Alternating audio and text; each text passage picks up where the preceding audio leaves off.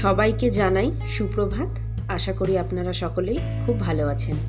আজ হলো শুক্রবার, বাজে এখন সকাল 9টা। সকালে ঘুম থেকে ওঠা মাত্রই দেখলাম খুবই আস্তে আস্তে বৃষ্টিটা পড়ছে। তাই ভাবলাম আগে গিয়ে এই বড় কাজটা সেরে আসি। জলের কলটা যেহেতু সামনে, তাই ভাবলাম ছেলেটাকে ঘরে রেখে বড় জলের বোতলটাকে নিয়ে জলটাকে ভরে নিয়ে আসবো। কিন্তু ছেলে আমাকে ছাতা নিয়ে যেই বাইরে বেরোতে দেখেছে, সে আবার কান্না জুড়েছে আমার সাথে যাবে। তো কি আর করা যাবে, ওই জন্য ওকেও সাথে নিয়ে নিলাম। আর বড় বোতলটাকে বাদ দিয়ে এই ছোট জলের বোতলটা নিয়ে গেলাম, কারণ ওকে নিয়ে ছাতা নিয়ে আর বড় জলের বোতলটা নিয়ে তো আমি আসতে পারবো না। একবার নিয়ে এসে বোতলগুলোকে ভরে দিলাম, ভাবছি আরেকবার যাব, মাঝের মধ্যে ওখানে জলটাও শেষ হয়ে যায়। জোরে বৃষ্টি পড়লে আর যেতে পারবো না, তাই ভাবলাম আরেকবার বোতলটাকে ভরে নিয়ে এসে স্টক করে রাখি। কিছুটা জল আবার বেঁচে গেল, দাঁড়ান এটাকে একটা গামলার মধ্যে ঢালি, তারপরে খালি করে বোতলটাকে আরেকবার নিয়ে যাব। দেখতে দেখতে শ্রীহানের বাবার আসার সময়ও হয়ে গেল। কিভাবে এই 10-15টা দিন কেটে গেল বোঝাই গেল না। ঘরের কয়েকটা জিনিস শেষ হয়ে গেছে, তো জলটা ভর্তি করার পর যদি দেখি বৃষ্টিটা পুরো কমে গেছে, একবার ভাবছি যাব, সেই জিনিসগুলোকে গিয়ে নিয়ে আসবো। পার্কটা দেখুন, বৃষ্টির জন্য বাচ্চাদের অভাবে একেবারে খা খা করছে। টাকা তুমি জল ভরতে এসছো? এদিকে ছাতার নিচে। এই বড় ছাতাটা এখানে এসেই কিনেছি, আর আজকেই প্রথম ব্যবহার করছি। কারণ এইখানে এসে যখন এরকম বৃষ্টি দেখেছি, আমাদের কাছে তো নর্মাল ইউজ করার মতনই ছাতা থাকে, তো সেই ছাতাগুলো নিয়ে বেরোলে কোনো কাজই হতো না। বৃষ্টির সাথে তো হাওয়াও চলতে থাকে, হয় হাওয়াতে ছাতাটা উড়িয়ে দেবে, নয়তো ভেঙে দেবে। সেই কারণেই আর কি শক্তপোক্ত আর বড় দেখে এই ছাতাটা কেনা হয়েছে। আকাশটা একবার দেখুন, এই সময়টা দেখে বোঝাই যাচ্ছে না এখন সকাল, বিকাল না দুপুর। ঘড়ি এখন একমাত্র ভরসা। চলুন এবার গিয়ে ব্রেকফাস্ট সেরে নিই, তারপর না হয় একটুখানি বাইরে বেরোবো, জিনিসপত্রগুলোকে কিনে নিয়ে আসবো।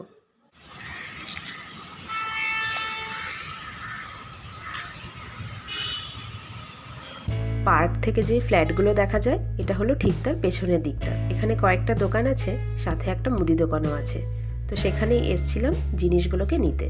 ঘুরে ঘুরে আসলে এই রাস্তাটা দিয়ে আমাকে বেরোতে হতো, কিন্তু আজ আমি ফ্ল্যাটের ভেতরের রাস্তাটা দিয়ে এসছি। ওখান থেকে মানুষজনকে সাধারণত যেতে দেয় না, সোসাইটির লোকজন ছাড়া। কিন্তু আজকে যেহেতু ওয়েদারটা খারাপ ছিল, আর সাথে যেহেতু বাচ্চাও ছিল, ওই জন্য যাওয়ার জন্য অনুমতি দিয়েছিল। তাই কাজগুলোকে ঝটপট সেরে ঘরে চলে আসতে পারলাম। আর এসে ঘরের কয়েকটা অপরিষ্কার পরিচ্ছন্ন জিনিসপত্র ছিল, সেগুলোই একটু মোছামুছি করে নিচ্ছি। শ্রীহানের বাবা যাওয়ার পর থেকে এগুলোকে আর মোছামুছি করাই হয়নি। তো আজ তো আবার আসার সময় হয়ে গেল, ভাবছি সমস্ত কিছু মোছামুছি করে পরিষ্কার করে রেখে দিই। সে এলে পরে তো আবার ব্যস্ততার দিন শুরু হয়ে যাবে, তখন আবার অপেক্ষা করতে হবে কবে একটু ফাঁকা সময় পাবো। ঘরে বেটা ছেলে মানুষ না থাকলে কাজের তো সেরকম তাড়াহুড়ো থাকে না, তো এই কয়দিন একটুখানি আরামেই দিনটা কাটিয়েছি। মানে সকালে যেটা 7টার সময় উঠতাম, সেটা তো 9:30 এরকম টাইমেই উঠছিলাম। মানে ঘুমের সময়টাই যা একটু লেট হচ্ছিল, বাকি কাজবাজ যা থাকে তাই তো করতেই হবে। চলুন এগুলো মোছামুছি মোটামুটি কমপ্লিট হয়ে গেছে, এবার স্নান পুজো করব, করে তারপরে রান্নার দিকে যাব। শ্রীহানের বাবা তো এখন ট্রেনে, তো শ্রীহানের বাবাকে ফোন করে জিজ্ঞাসা করলাম যে রান্না করব কি না। তো শ্রীহানের বাবা বলল এবার নাকি ট্রেনটা ছাড়তে অনেক লেট করেছে, তো সেই কারণে দুপুরে রান্নাটা এখন করবার দরকার নেই। আর রাতেরটাও কখন করব কি না সেটাও এখনও ঠিক করে বললো না, ট্রেনটা বোধহয় আসতে অনেকটাই লেট হবে। সেই কারণেই আর কি বললো যদি রান্না করতে হয় তাহলে সন্ধ্যার দিকে ফোন করে জানিয়ে দেবো। তো একার জন্য আজ আর সেরকম কোনো রান্নাবাড়ি নেই। অল্প করে পটল আর আলু কেটে নিয়েছি, সেটাই ভাজা ভাজা করে নিচ্ছি। আর পেঁয়াজ ফোড়ন দিয়ে সামান্য ডাল করেছি, ছেলের জন্য তো ডালটা করতেই হবে, তাই অল্প করে ডাল করে নিয়েছি। আর কালকের কিছুটা তরকারি বেঁচে গেছিলো, সেটাই ভাবছি আজকে দুপুরে গরম করে খেয়ে নেব। এই কয়দিন ধরে দেখছি এই জায়গাটা ওর ভারী প্রিয় হয়েছে। বাইরে যখনই আসবে প্রতিদিন একবার করে এখানটাতে আসবেই। নিচে নেমে আসো এবারে, এসো। হ্যাঁ আসো।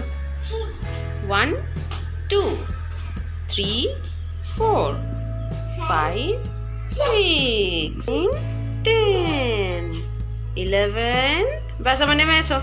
এখন তো প্রতিদিনই বৃষ্টি হচ্ছে, তাই ছেলেকে নিয়ে বিকালবেলাতে একদমই বেরোতে পারছি না। তো এখন বাজে দুপুর 3টে, আর দুপুরের খাওয়া দাওয়া আমরা দুজনেই কমপ্লিট করে নিয়েছি। তাই ভাবলাম এই সময় ওকে একবার বাইরে থেকে ঘুরিয়ে নিয়ে এসে তারপরে ঘরে এনে ঘুম পাড়িয়ে দেব। আস্তে আস্তে আস্তে আস্তে আস্তে আস্তে পার্কে পার্কে পার্কে চলো। বৃষ্টির জলগুলো পেয়ে ঘাসগুলো কেমন ফুলে ফেপে উঠেছে দেখুন। এই কয়দিন আগেই ঘাসগুলোকে কেটে দিয়ে গেছিল, আবার আজকে বেরিয়ে দেখছি কত বড় বড় হয়ে গেছে। এই দেখুন, পার্কে এই সময় পুরোটাই খালি, আর ঘরের সামনে সব বাচ্চারা একটু খেলাধুলা করছে। আসলে এতদিন ধরে বৃষ্টি হয়েছে তো পার্কে পুরো কাদা হয়ে গেছে, সেই কারণেই আর কি বাচ্চারা এখনো এখানে আসেনি। ঘুরে ফিরে চলে এসেছি বাড়ির সামনে। আজ বৃষ্টিটা না হতে দেখে একটু সুযোগ পেয়েই ওই জন্য বেরিয়েছিলাম ওকে নিয়ে ঘুরতে। ঘরে থেকে থেকে ছেলেটাও যেন হাঁপিয়ে উঠেছিল। বাইরে বেরিয়ে একটু খেলাধুলা ছোটাছুটি করে এসে মনটা এবার ভালো হয়েছে। এবার গিয়ে ভাবছি ঘুম পাড়িয়ে দেব।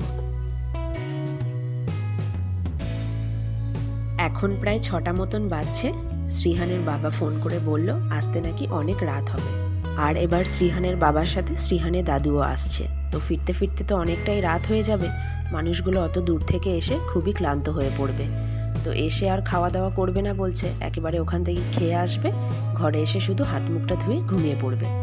এই বিছানাতে যেই গদিটা পাতা ছিল কদিন আগে সেটারও কভারটাকে খুলে ধুয়ে পরিষ্কার করে রেখে দিয়েছিলাম, এখনো পর্যন্ত পাতিনি।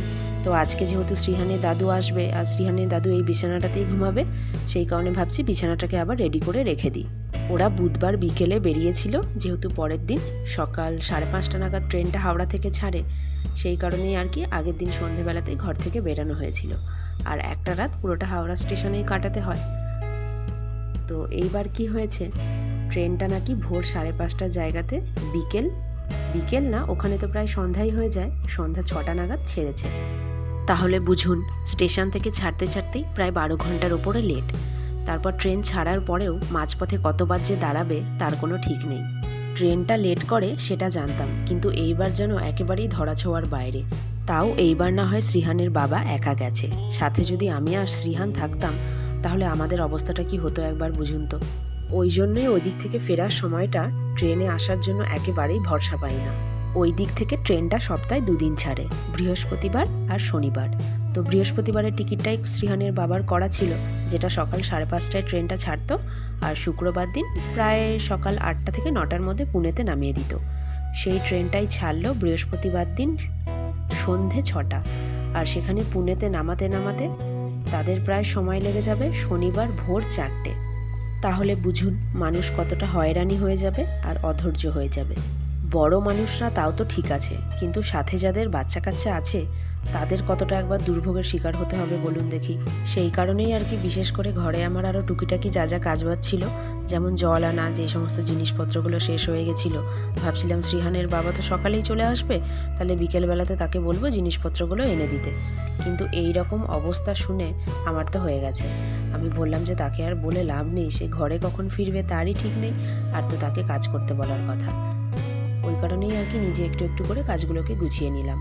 চলুন ব্লগটাও তাহলে এখানেই শেষ করছি। ভালো লাগলে একটা করে লাইক কমেন্ট শেয়ার করবেন। তাহলে সকলেই ভালো থাকবেন, সুস্থ থাকবেন। খুব তাড়াতাড়ি দেখা হবে পরের আরেকটি নতুন ব্লগে।